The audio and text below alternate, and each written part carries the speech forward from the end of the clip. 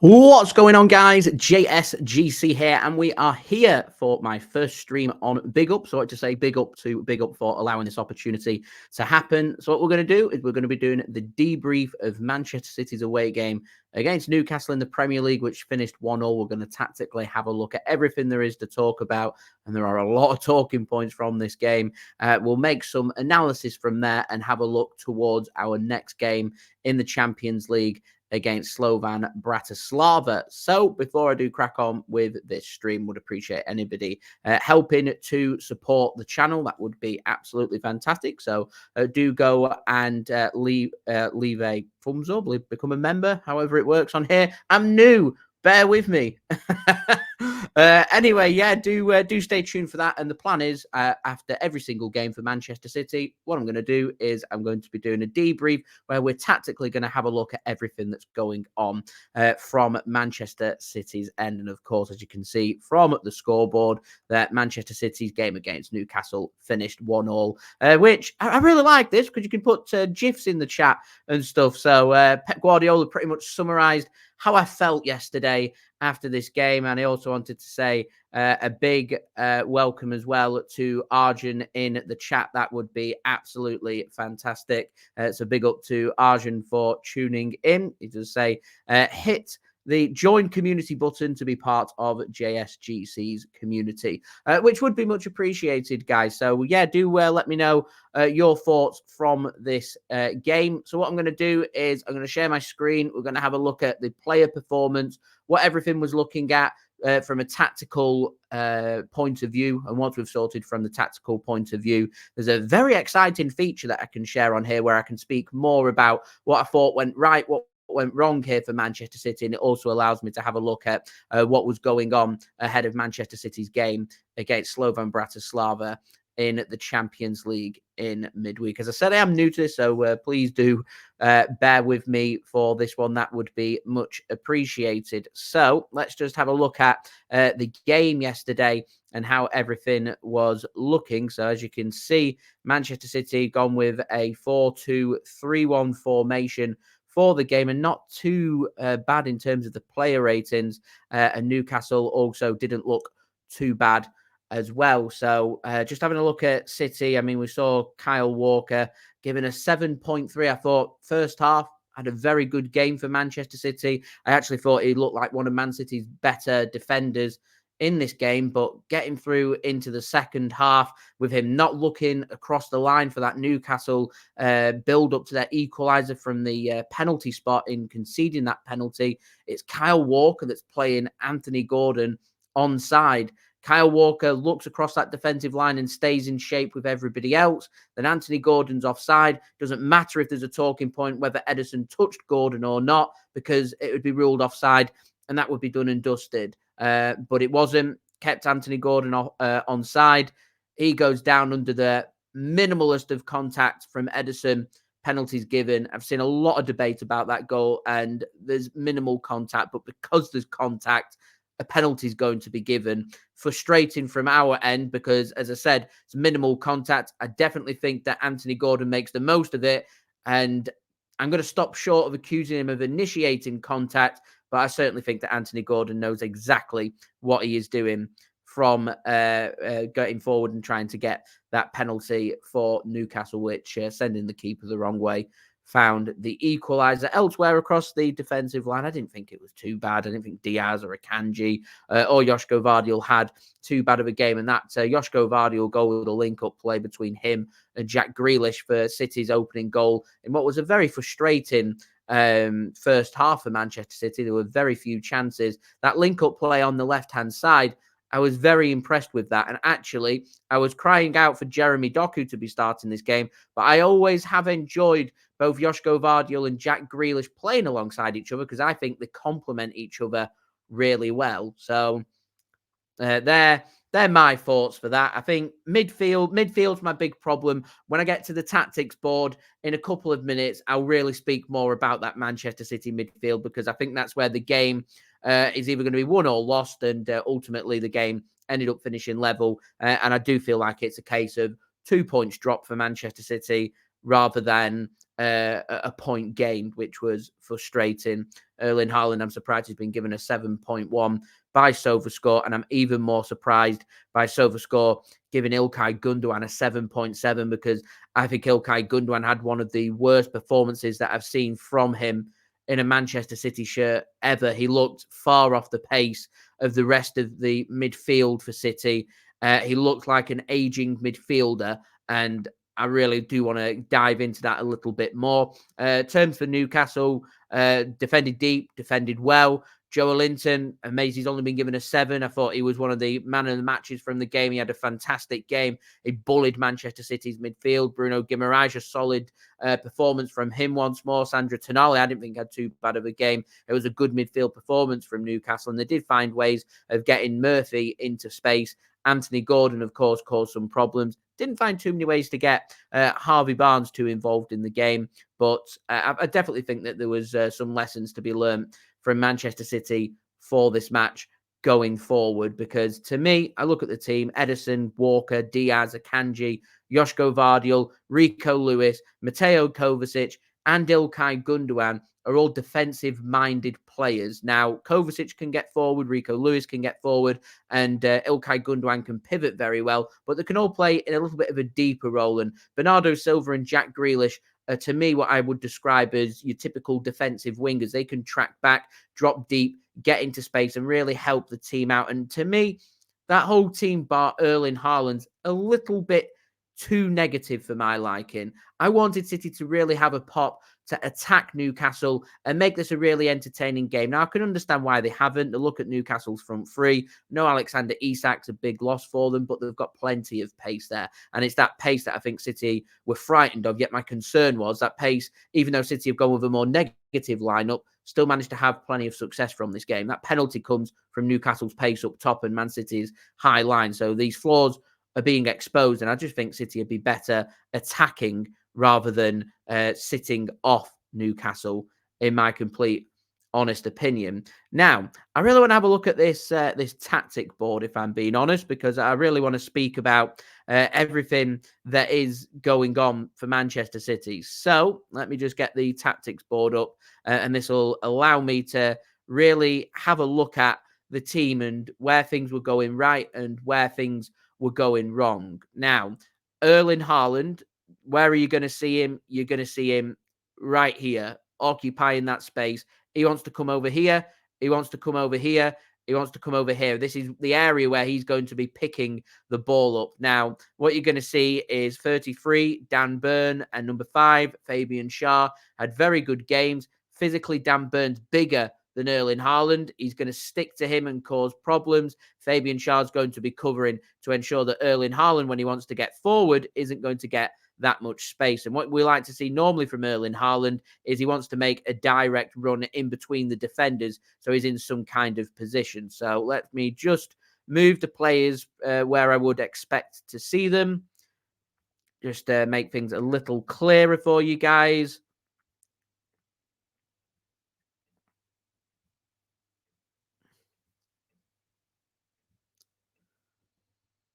And it's kind of the shape that you're seeing from Newcastle. Now, Manchester City's plan, I'm almost certain, was to have Ilkay Gundogan be here and here to feed off Erling Haaland. I would have gone with Phil Foden in hindsight. I think technically Phil Foden's a more gifted player than Ilkay Gundogan. Ilkay Gundogan's much more of a direct player. He's good with his through balls. He's good at reading the game. He's good at popping up in good positions and finding goals. But he looked far off it yesterday. And I wanted to see Gundogan more here. But what we ended up seeing yesterday was, rather than Erling Haaland here playing off the defenders, was him having to drop deep to get involved in the game. You saw Bernardo Silva trying to stretch the pitch. You'd see Jack Grealish moving in over here. And this is how congested it looks for City yesterday with our high line. This is where and what City were doing. And that's the problem here, is how congested that midfield is there for Manchester City. Because all Newcastle, they've got the physicality. This man here, Joelinton, bullied Lewis, bullied Gundogan, bullied Kovacic whenever he needed to. He was dominating that midfield and it was causing problems. And there were gaps. You can see right here, gaps for Newcastle's midfield to use. And, Bruno Guimaraes, good player. What's his job? He wants to be pushing back if City want to attack. He wants to be pushing forward when he's got the opportunity to do so. Ilkay Gundogan on form yesterday. I think City have had a lot more success with what they were looking for. And I wouldn't be scared if I was Pep Guardiola, if we're going up against a really good attacking team, to go with something similar. I go with Phil Foden or Kevin De Bruyne ahead of Ilkay Gundogan. For me, I'd rather, if Gundogan is going to play, he's going to play rotation along with Rico Lewis and Kovacic. I think that's where you're going to see John Stones being used from the bench for Manchester City, and he'd be an option there to come on.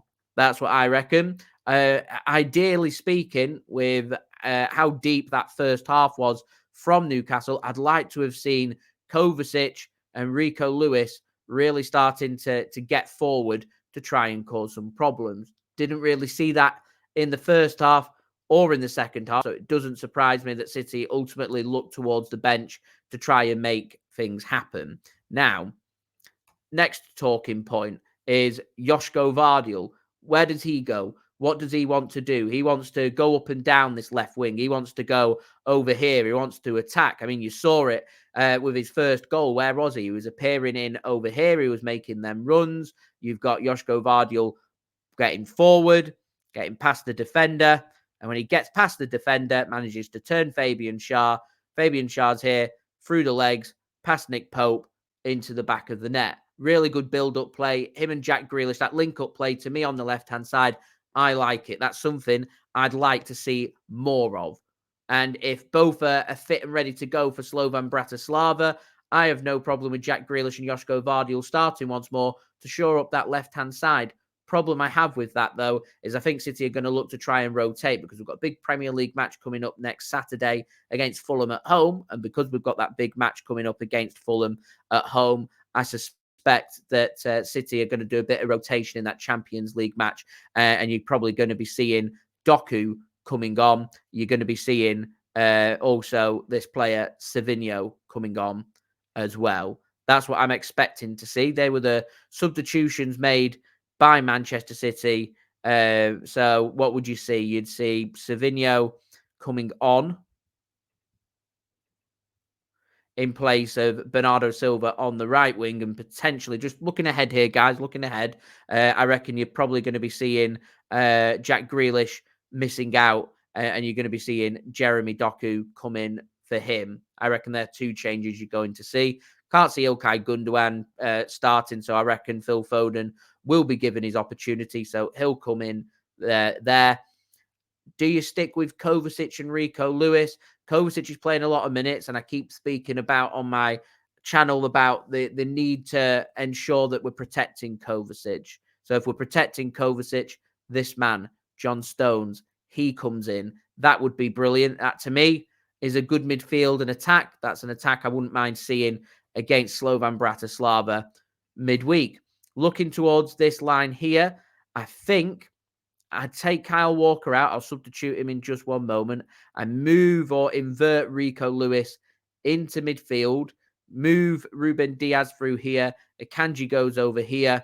Josko Gvardiol takes up the left-hand side, and that allows us to go with the extra midfielder. And I think that could have worked really well for Manchester City if we'd done this against Newcastle as well, because this is kind of the shape you would see from City normally. You'd expect to see Savinho and Doku stretching the pitch with Erling Haaland up top here in a four-man midfield. That's normally what we'd see, and this is what I'd go with for Bratislava. It's got to be Phil Foden starting on there, and the other options for City would be, and this is a player I want to see more of, there's my change.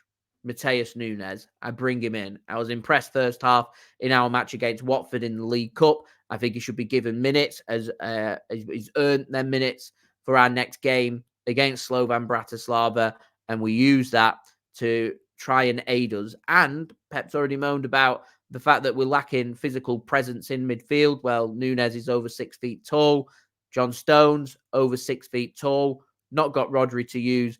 You've also got them options. And to me, potentially, that's a winning formula. If a team's going to attack us, I take Jeremy Doku out, and I'm going to move. I'd go with Jack Grealish over on this side, is what potentially I would go for looking ahead to Slovan Bratislava.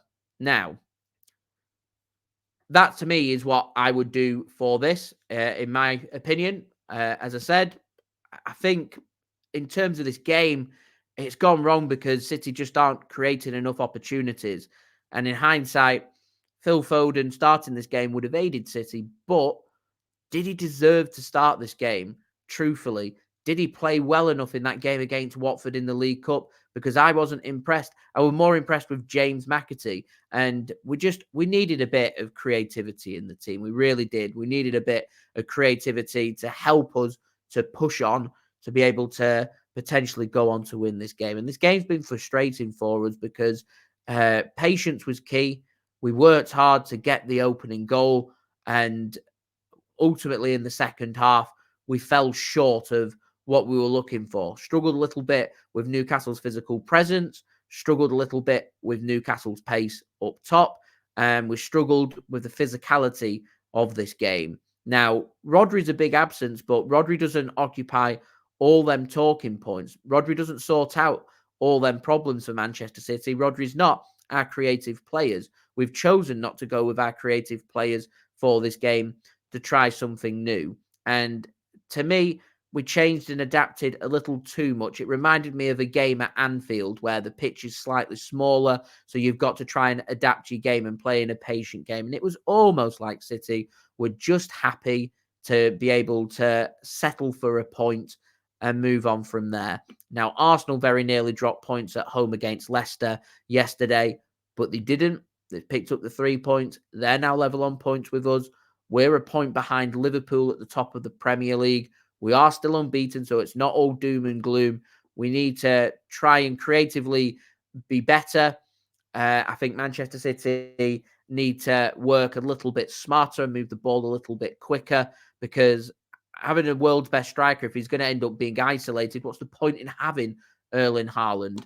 And to me, just a little bit too negative. Don't think it'll be a problem Tuesday night, because I think City are going to attack against Slovan Bratislava. Should bring out the best in City. It's a must-win game. We're under pressure. Looking forward to the game. And just like I have with this Newcastle game, I will schedule a stream on my page, which you can go and look forward to for my next Manchester City debrief in the game between Slovan Bratislava and Manchester City, what ultimately is, to me, a must-win game in the Champions League, considering we dropped points at home against Inter Milan. So, yeah, they're pretty much my thoughts. I wanted to thank everybody for tuning in and interacting with me today. It is much appreciated. As I said, it is new to me. It's a learning curve. It'll only get better, and we'll keep pushing on and going forward from there. If there is anything else that you guys would love to see from me, I'm open to doing live watch-alongs. Obviously, my Manchester City live watch-alongs are going to be staying over on my YouTube channel. But if there's any other watch-alongs that you guys would love to see, then all you need to do, drop through a message to me, and I'll schedule it up here on Big Up, and I will be able to do the live watch-ons. It's all very interactive. It's very smart.